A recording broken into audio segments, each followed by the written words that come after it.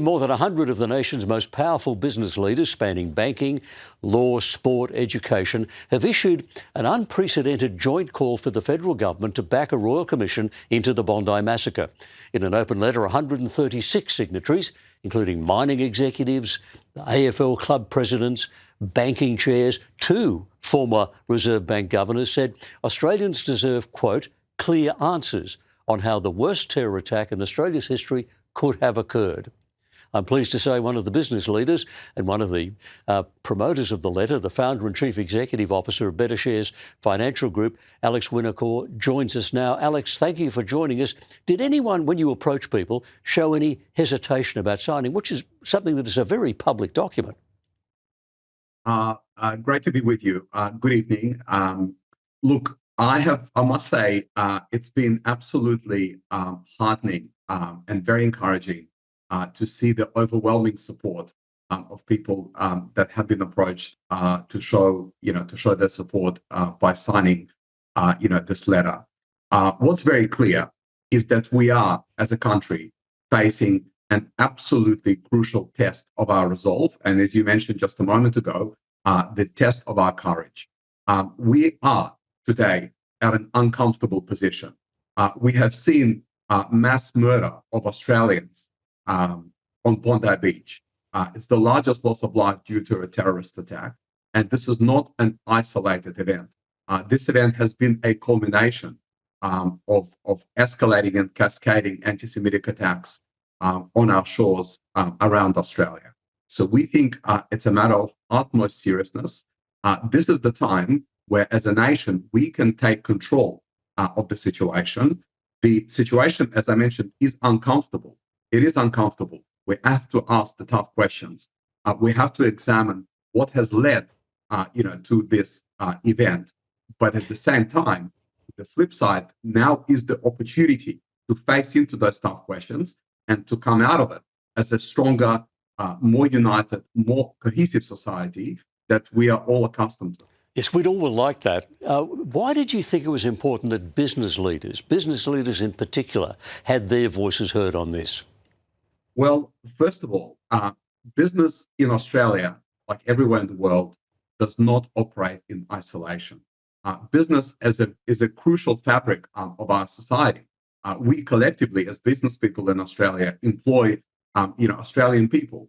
We set, we set the tone for a lot of family discussions. I mean, people who come back from work, they talk to their families about their experiences. And it is crucial for workplace cohesion to take place.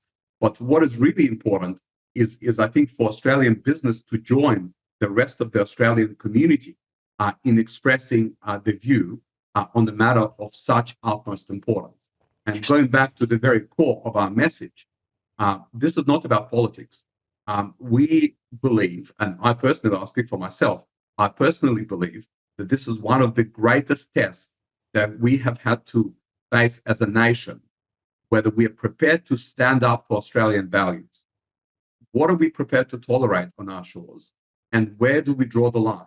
It seems to me, Alex, can I say it seems to me one of the important things you've done is you've had the business community say to the rest of Australia, we stand with you. And that's an important message for us to hear, isn't it? I think it's absolutely crucial. And the business community is joining eminent jurists. It's joining sports people. It's joining politicians from both sides, of the political spectrum.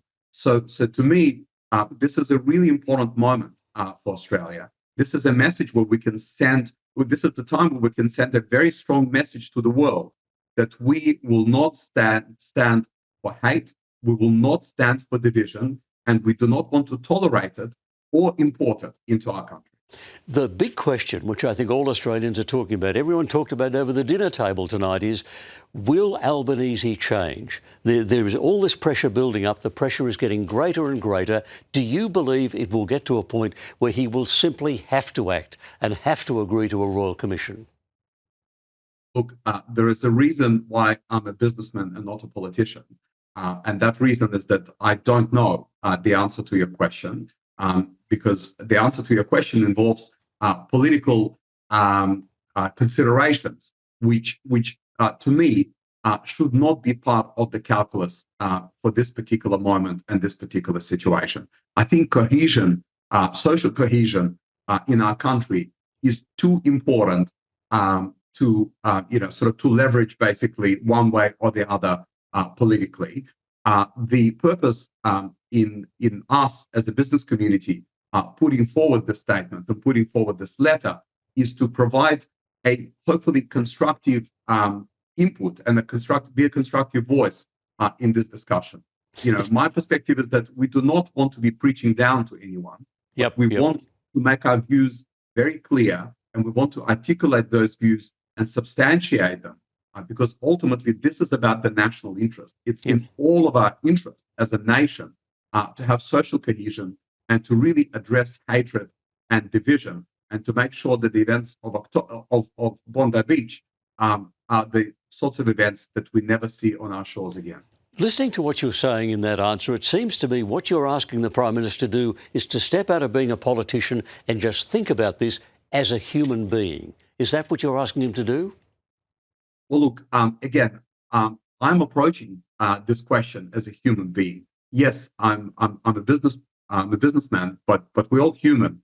And I think there are certain decisions, and this is certainly one of them, where we need to ask ourselves the question, what is the right thing to do here?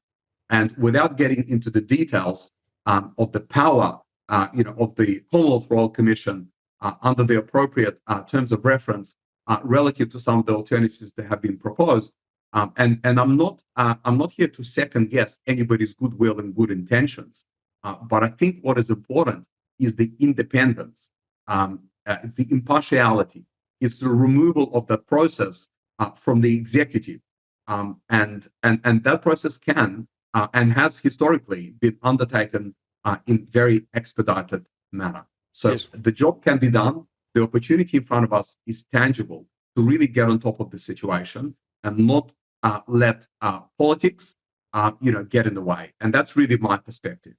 I suspect millions of Australians agree with you. Alex Vynokur, thank you very much for your time tonight.